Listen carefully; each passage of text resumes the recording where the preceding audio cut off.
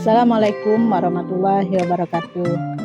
Kenalkan, nama saya Multiani Juharsi Esos, guru mata pelajaran Sosiologi SMA Negeri 1 Putusibau. Izinkan saya untuk menampilkan video Inobel dengan mengkolaborasikan problem-based learning dengan metode studi kasus pada materi pembelajaran untuk bentuk konflik sosial di kelas 11 SMA Negeri 1 Putusibau. Latar belakang saya menerapkan kolaborasi tersebut adalah dalam pembelajaran siswa malas, kadang mengantuk, tidak efektif, dan kurang aktif di dalam pembelajaran. Saya berharap agar dengan metode kolaborasi yang saya gunakan, penggabungan dari PBL dan metode studi kasus, saya harapkan siswa menjadi lebih senang, pembelajaran lebih efektif, peserta didik lebih aktif, dan di sini diharapkan peserta didik menjadi paham tentang materi yang saya ajarkan, sehingga nanti diharapkan hasil pembelajaran peserta didik lebih meningkat. Terima kasih, selamat menyaksikan. Assalamualaikum warahmatullahi wabarakatuh. Waalaikumsalam warahmatullahi wabarakatuh. Selamat siang anak-anakku sekalian. Siang. Apa kabar kalian hari ini? Baik. Alhamdulillah. Oke. Sebelum kita mulai pembelajaran kita pada hari ini, marilah kita berdoa. Silakan dipimpin oleh Reza.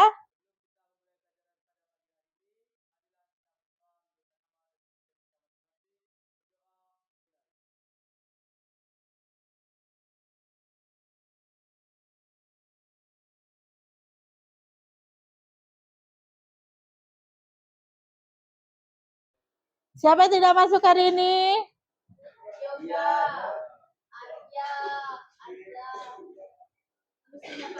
Ya. Apa beritanya mereka? Ya.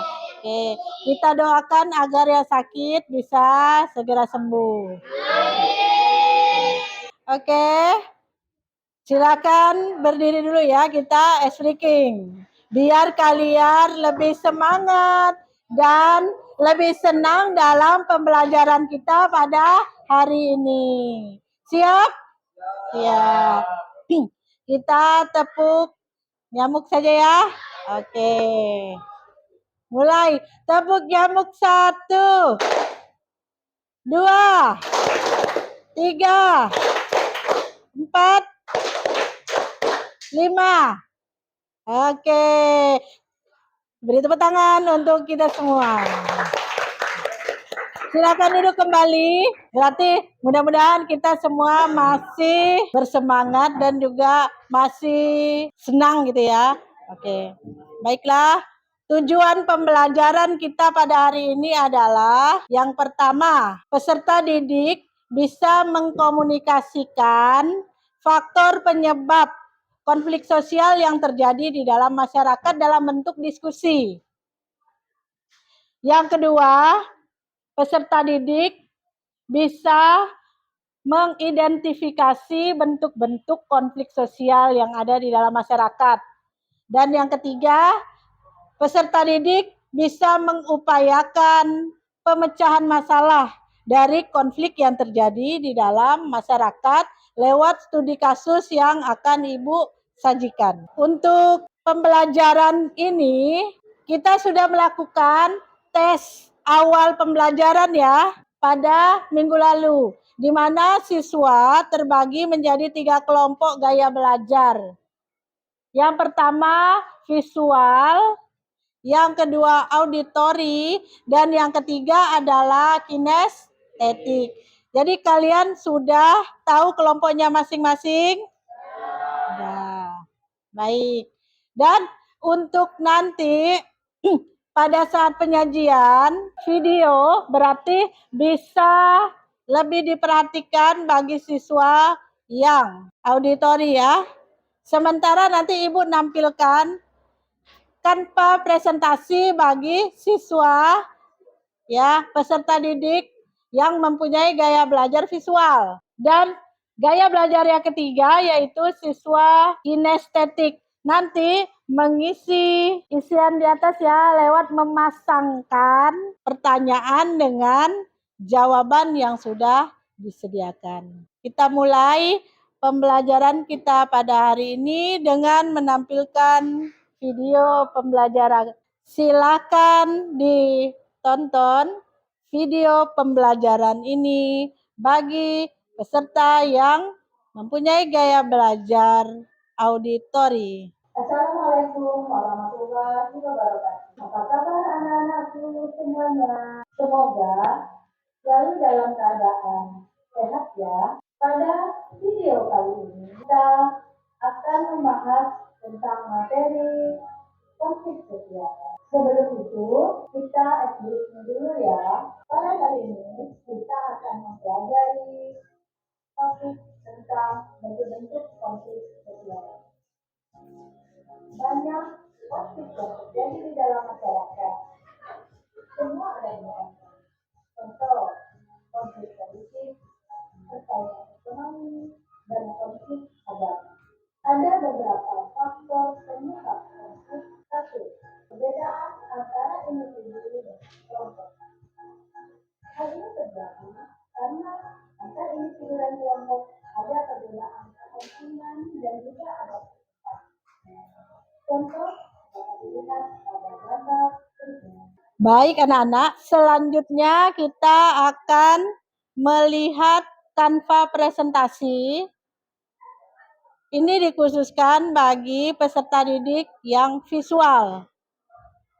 Silakan baca Canva di depan.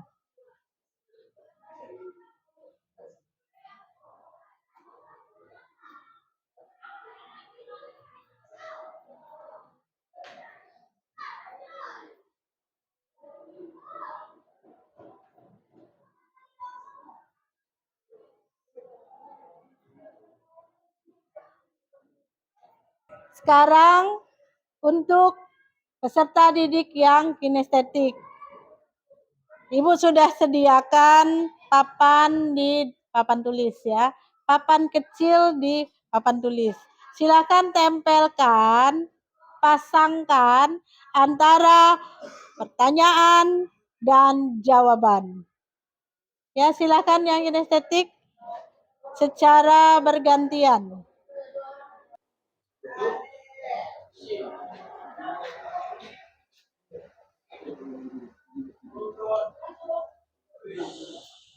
Aku kembali lagi. Ya, benar ya. Beri tepuk tangan untuk kawannya. Silakan yang lainnya, yang kinestetik lainnya. Oke, silakan cari pasang antara pertanyaan dan jawaban.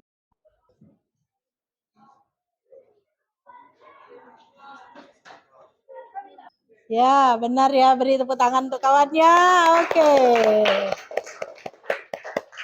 Terima kasih. Dari yang Ibu tampilkan, apakah ada yang mau ditanyakan? Ada yang ingin ditanyakan atau kalian ada yang tidak mengerti? Tidak. Sudah jelas semua? Sudah, oke. Ya. Jadi untuk selanjutnya Ibu membagi kalian menjadi beberapa kelompok yang terdiri dari 3 sampai 4 orang kelompok, di mana di sini kelompok dibedakan sesuai dengan gaya belajar siswa. Masing-masing kelompok akan dibagikan kasus ya, akan dibagikan kasus di mana di sini bisa kalian cari informasinya lewat scan barcode ya dari video Canva presentasi dan artikel yang ada di kertas yang Ibu bagikan. Ada pertanyaan yang harus didiskusikan dan kalian jawab. Nanti hasilnya bisa kalian buat dalam bentuk presentasi yang berbeda. Ya, Presentasi yang berbeda nanti boleh dalam bentuk ya puisi, kanva, poster, lagu juga boleh, pantun juga boleh. Tujuannya di sini agar siswa mengerjakan diskusi sesuai dengan minat dan bakat serta potensi yang ada pada diri siswa. Paham semuanya? Baik, Ibu bagikan ya. Masing-masing siswa boleh pakai HP satu kelompok, boleh 1 atau 2 HP.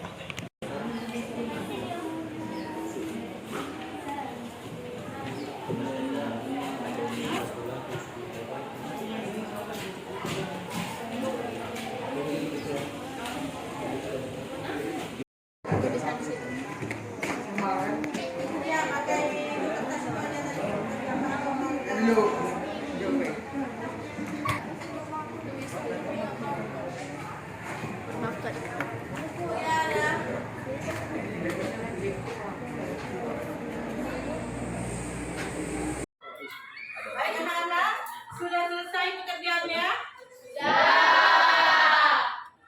Jadi yang perlu kalian ketahui, model pembelajaran kita ini menggunakan PBL, Problem Based Learning. Di mana metode yang kita pakai adalah studi kasus. Jadi kasus yang sudah kalian kerjakan, baik, berarti hasil diskusi kalian silakan kalian tampilkan. Jangan lupa kelompok yang lain silakan bertanya apabila ada yang tidak jelas. Baik, kelompok pertama disilakan untuk menyampaikan hasil diskusinya. Selamat pagi teman-teman. Di sini kami akan menjelaskan tentang poster yang kami buat. Sebelum itu, perkenalkan saya Natalia Christian Bidang sebagai moderator, saya Neza Ramayani sebagai pemateri, saya Mas Risa Kli sebagai pemateri dua. Baik, langsung saja akan dijelaskan oleh teman saya Neza. Yang pertama, pertanyaannya, apakah faktor penyebab konflik kasus di atas? Peristiwa konflik Poso dimulai dari sebuah bentrokan kecil antar kelompok pemuda sebelum akhirnya menjalar menjadi kerusuhan bernuansa agama. Yang kedua, bentuk konflik dari kasus Poso, yaitu kerusuhan bernuansa agama seperti kelompok individu. Yang ketiga, bagaimana upaya memecahkan masalahnya? Dengan mengeluarkan instruksi Presiden nomor 14 tahun 2005 yang terdiri dari melaksanakan percepatan penanganan masalah Poso melalui langkah-langkah komprehensif, terpadu dan terkoordinasi menindak secara tegas terhadap setiap kasus kriminal dan teror seksual. Baik, itu saja yang dapat kami sampaikan. Apakah ada pertanyaan? Ayo. Baik, kepada Yoga dipersilakan. Baik, tadi dikatakan jikalau suatu konflik yang terjadi di Poso itu terjadi pada malam Natal, kan? Dikarenakan adanya bentrokan antar pemuda yang berujung suatu bentrokan agama. Pemicu awalnya terjadinya bentrokan itu apa? Baik, sekian dari pertanyaan saya. Terima kasih. Baik, kepada Yoga, terima kasih telah memberikan kami pertanyaan. Kami akan mencoba menjawabnya. Jadi, jawabannya, persaingan ekonomi yang terjadi di antara penduduk asli Poso. Bagaimana Yoga? Apakah jawaban kami sudah cukup jelas? Baik, terima kasih atas jawaban yang kalian berikan dan untuk saya sendiri itu sudah cukup jelas. Terima kasih. Jadi, kesimpulannya, kami dapat mengetahui faktor penyebab konflik, apa bentuk konflik, dan bagaimana upaya memecahkan kasus konflik tersebut. Sekian dari kelompok kami ucapkan terima kasih. Baik, beri tepuk tangan untuk kelompok 1. Selanjutnya, Ibu beri kesempatan kepada kelompok 2. Kelompok 2 akan mempresentasikan hasil karyanya dalam bentuk kanva presentasi. Kepada kelompok 2 dipersilakan. Selamat pagi semuanya. Selamat pagi. Terima kasih sudah menjawab. Jadi saya mohon perhatiannya agar bisa perhatikan saya dan teman-teman saya untuk mempresentasikan hasil diskusi kami. Sebelumnya izin saya perkenalkan diri, saya Dian sebagai moderator. Saya Kevin Dwi Rafael sebagai materi. Dan ada lagi dua teman saya yaitu Mikael dan Willy. Baik, kami akan memulai presentasi. Untuk teman silakan membacakan soal-soal yang terlebih dahulu. Baik, saya mengucapkan pertanyaan juga apa faktor penyebab konflik kasus di atas? Nomor 2, apakah bentuk konflik di atas? Nomor 3, bagaimana upaya mencegah masalah kasus di atas? Oke, jadi itu soal-soalnya dan jawaban nomor 1 akan dibacakan oleh Willy. Jawabannya faktor penyebab konflik kasus di atas adalah perbedaan agama. Oke, terima kasih Herman. Dan nomor 2 silakan beresin. Baik, untuk jawaban nomor 2, konflik antar kelas sosial karena adanya perbedaan di antara kelas-kelas yang ada di masyarakat. Dan yang nomor 3, dengan cara mengamalkan nilai Pancasila dalam kehidupan sehari-hari. Dari sini saya akan menambahkan jawaban nomor 3 bagaimana sih upaya memecahkan masalah kasus-kasus di atas, yaitu upaya pemerintah dalam mengatasi konflik Poso adalah dengan mengeluarkan instruksi Presiden nomor 14 tahun 2005, yaitu Deklarasi Malino 20 Desember 2001, dan melakukan perundingan dan penandatanganan serta mengirimkan pasukan tentara untuk mengamankan lokasi konflik. Jadi itu saja dari kami. Apa ada yang kurang jelas dan ingin bertanya? Saya lagi ingin bertanya. Ya, untuk kelompok 4 silakan. Apakah di dalam peristiwa tersebut memakan korban dan berapa korban jiwa tersebut? Oke, baiklah, terima kasih atas pertanyaannya. Dan pertanyaan dari kelompok 4 akan dijawab dengan saya, Ibu Kevin. Silakan.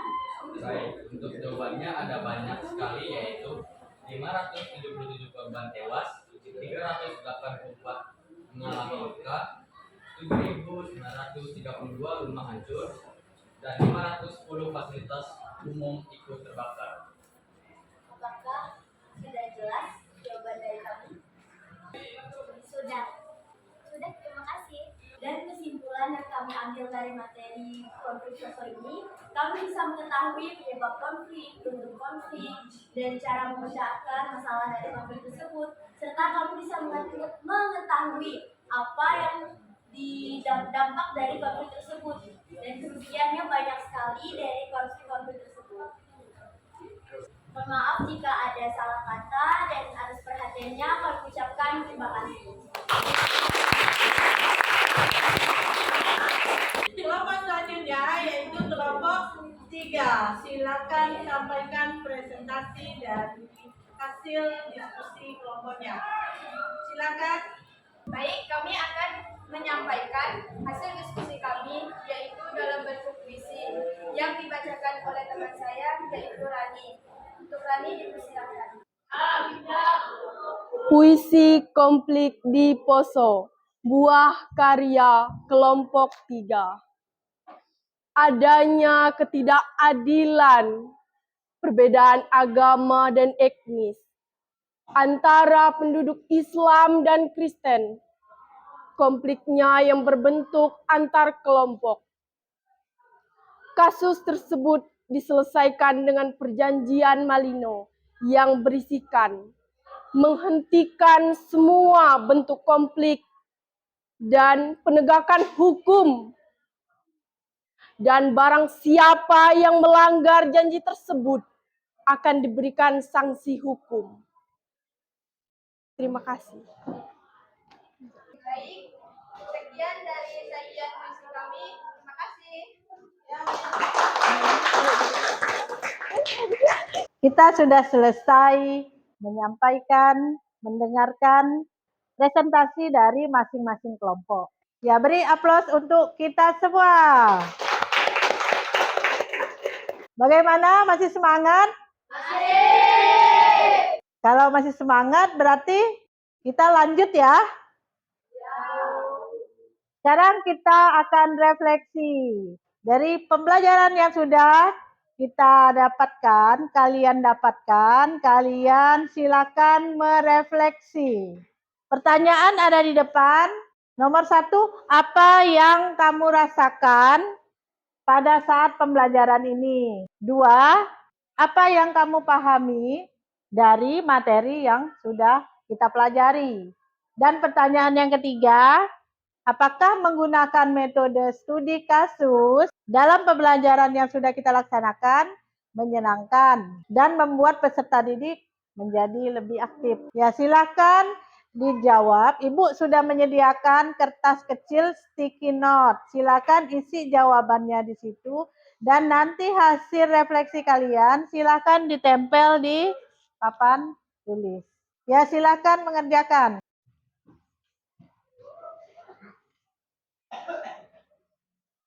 Gantian.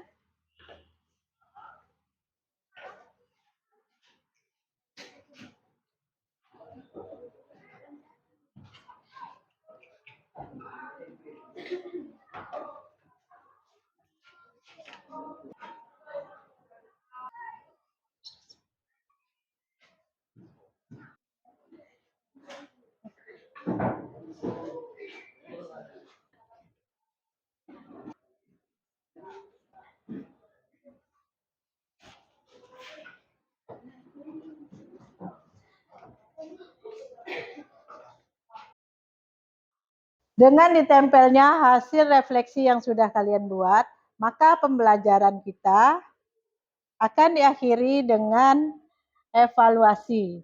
Untuk memantapkan dari hasil pembelajaran pada hari ini, Ibu akan memberikan evaluasi dalam bentuk pilihan berganda dengan jumlah 10 nomor.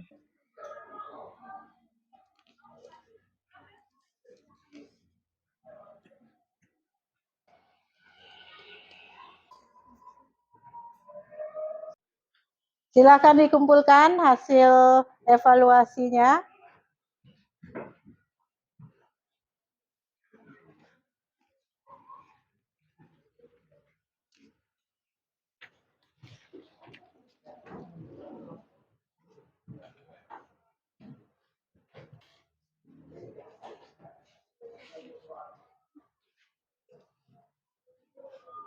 Sebelum kita mengakhiri pembelajaran kita pada hari ini, baik bersama-sama kita membuat kesimpulan. Siapa yang bisa memberikan kesimpulan? Baik, kesimpulan untuk hari ini yaitu bahwa dalam konflik memiliki penyebabnya, latar belakangnya. Dan setiap konflik memiliki penyelesaiannya masing-masing. Dan di dalam pelajaran hari ini, saya juga paham tentang bentuk konflik, penyebabnya, dan cara menyelesaikan konflik yang ada di masyarakat di sini. Terima kasih. Terima kasih Rani atas kesimpulan yang diberikan. Baiklah, untuk minggu depan, jangan lupa kita akan mempelajari materi dampak konflik sosial. Baik dampak positif atau dampak negatif. Boleh silahkan kalian pelajari di rumah. Sebelum kita akhiri pembelajaran kita pada hari ini, marilah kita bersama-sama berdoa. Berdoa mulai. Berdoa selesai. Baik anak-anak, kita nanti bertemu kembali pada pelajaran sosiologi minggu depan. Terima kasih atas partisipasi kalian dan semoga bermanfaat materi pembelajaran kita pada hari ini. Ibu akhiri, wassalamualaikum warahmatullahi wabarakatuh. Waalaikumsalam warahmatullahi wabarakatuh. Selamat siang. Assalamualaikum warahmatullahi wabarakatuh. Saya Muhammad Zainuddin, Kepala SMA Negeri 1 Putu Sibau. Dalam hal ini, setelah saya mengamati pembelajaran yang dilakukan oleh Ibu Multi Juwarsi Esos selaku guru sosiologi di SMA Negeri 1 Putu Sibau, pembelajarannya sangat menarik sekali dengan menggunakan metode PBL dan model studi kasus. Di dalam pembelajaran ini, saya lihat siswa sangat antusias sekali dalam pembelajarannya. Dimulai dengan diskusi kelompok mereka, jadi mereka bisa mengekspresikan tentang pemikiran bernilai kritis, kemudian juga bisa mengekspresikan apa hasil-hasil yang diperoleh dari permasalahan sosial yang ada di sekitarnya. Kemudian mereka juga bisa saling diskusi, bertukar pikiran, dan hasilnya kesimpulan mereka adalah mereka bisa dipresentasikan, bisa dibuat dalam presentasi PowerPoint, bisa dalam presentasi Canva, bisa puisi dan sebagainya sesuai dengan yang mereka kuasai masing-masing. Itu juga mencerminkan bahwa pembelajaran dalam metode PBL ini bisa juga dilaksanakan secara pembelajaran yang berdiferensiasi, sehingga itu juga menunjang daripada pembelajaran kita di kurikulum mereka. Dan saya lihat anak itu sangat berantusias dan semangat sekali dengan beberapa metode yang kita terapkan yang dipakai oleh Bu Murti. Dan ini sangat menginspirasi oleh kawan-kawan yang lain. Saya harapkan juga kawan-kawan yang lain bisa mencoba pembelajaran dengan berbagai macam model yang membuat siswa itu bisa aktif dalam pembelajarannya.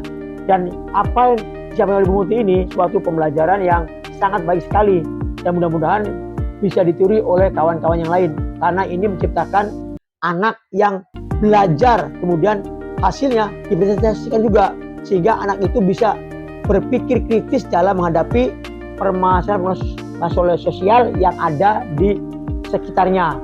Dan ini sekali lagi saya tekankan, mudah-mudahan ini bisa menjadi inspirasi buat kawan-kawan yang lain mengajar dengan berbagai macam metode yang ada. Itu aja yang dapat saya sampaikan. Saya Iri. Assalamualaikum warahmatullahi wabarakatuh. Halo, perkenalkan nama saya Jarianti SPD selaku guru sejarah di SMA Negeri 1 Putu Sibau. Nah, pada kesempatan kali ini saya akan memberikan testimoni tentang proses pembelajaran yang telah dilakukan oleh teman sejawat saya, yaitu Ibu Multiani Juwarsi selaku guru sosiologi di SMA Negeri 1 Putu Sibau.